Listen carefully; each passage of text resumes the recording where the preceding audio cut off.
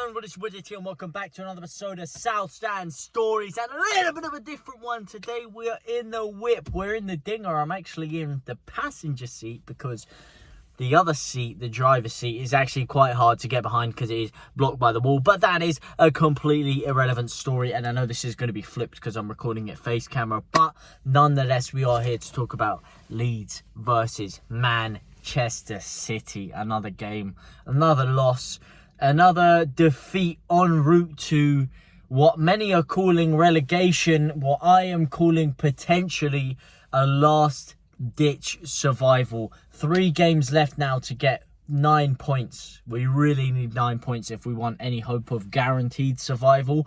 That game for me was another game really in which we rode our luck, if I'm honest. It was 2-1, but it really could have been 3, 4, 5, 6. It could have. There were times where those players shut off once again, switched off. Players like Weston McKennie, I don't know how that guy is still getting into the squad, because for me, he just doesn't want to be there. He doesn't look like he wants to be there personally. He doesn't look like he really gives a shit. Rodrigo Moreno, I thought he came on. He really impacted the game well, got his goal. Now he's booked, so he's going to be out for the next game as well, because he's got 5 yellow cards. So I think he's going to be suspended next week as well. Bamford, I don't think did too much in the game, but I'm not going to try and lump into all the individual performances, because as a whole, I think we need to look at the team, and we need to look at the fact that we're giving away sloppy chances again.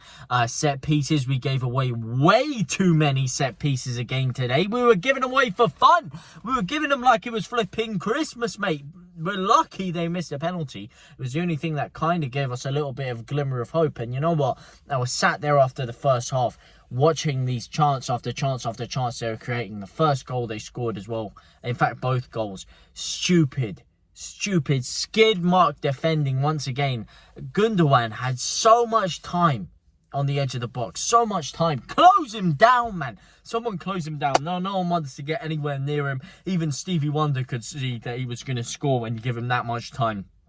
You could give him a flipping 20-meter ruler on any vertex of his body, and he would have still not been touched. He would have still had no one near him. Stupid defending again.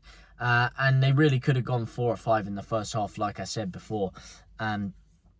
It was not good. It did not make for pretty viewing at all, especially considering Sam Allardyce's whole ethos was to fix our leaky bumhole defence, which unfortunately looked as leaky as ever, it would say. But then again, there are small caveats. It is Manchester City. Now, I'm not here to completely moan and groan and throw everything under the bus and throw everything out of proportion, because it was Man City. We did keep them to a 2-1 defeat, which is, you know, by all accounts, a decent result. It is a decent result against a side that are on form, on fire as of late, and are Manchester City, with players like Erling Haaland and Ilkay Gundogan, Kevin De Bruyne, Riyad Mahrez, all on top form now.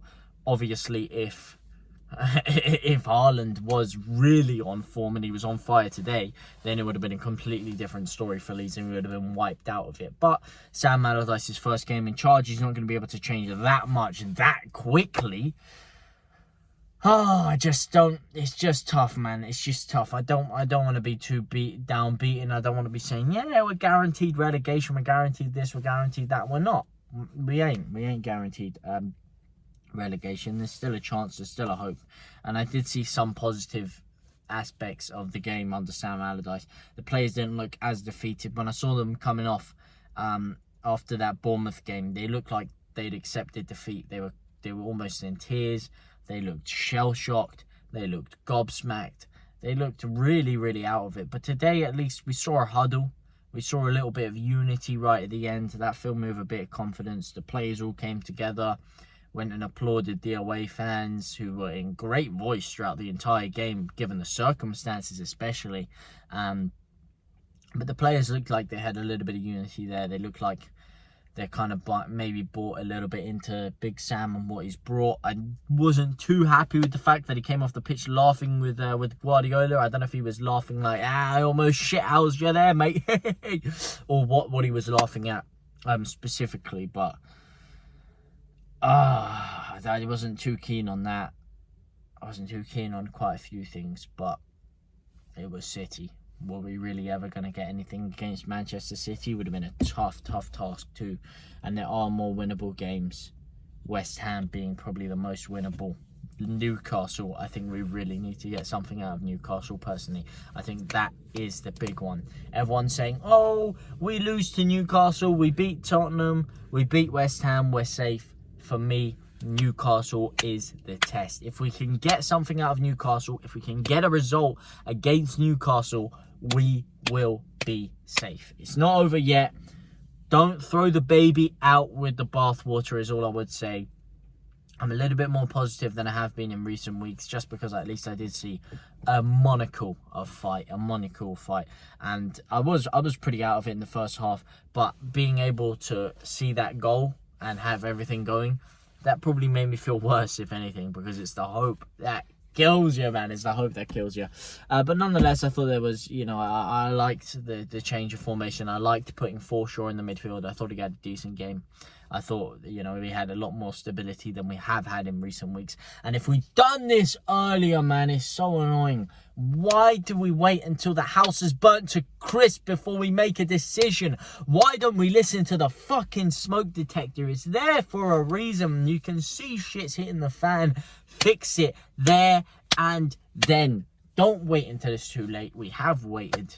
Not until it's too late, because hopefully it isn't too late. Hopefully there's still a chance, but we have waited until it is very, very late on, and we haven't given Sam the most opportunity, or the biggest opportunity, to keep us up. But he is going to be making a big fat £2.5 million if he does do the job. So hopefully that's enough to motivate him. Hopefully that's enough to get him to motivate the players. And we can pray, we can hope. We've got to hope, brothers and sisters, that we do this and we stay up. Few positive things, but like I said, still disheartening to take a loss. Let me know what you guys think anyway. What were your guys' thoughts on the game? Big Sam, how he's changed the side. Do you like the formation that he lined up with?